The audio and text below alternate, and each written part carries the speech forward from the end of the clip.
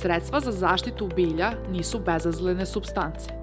Njihova ambalaža je opasan otpad ukoliko se ne zbrine adekvatno. Ambalažni otpad od pesticida zagađuje pre svega zemljište, odakle dospeva u sve ostale medijume. Zagađenje iz zemljišta dospeva do plodova koji se uzgajaju poput voća, povrća i žitarica. Životinje koje se hrane zagađenim plodovima oboljevaju i često umiru od teškog trovanja. Ptice koje se hrane zagađenim plodovima umiru u najvećem procentu. Pčele se preko polena takođe truju pesticidima i umiru masovno, što narušava celokupan ekosistem. Ljudi, a pogotovo deca, su ugroženi konzumacijom zagađenih plodova, a simptomi se ne smeju zanemarivati.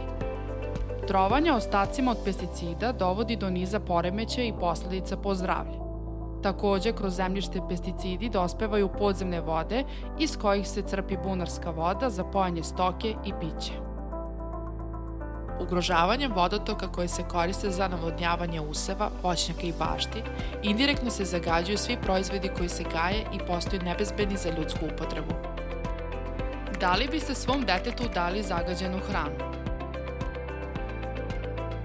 Mislite o sebi i svom okruženju. Adekvatno zbrinite ambalažni otpad od pesticida.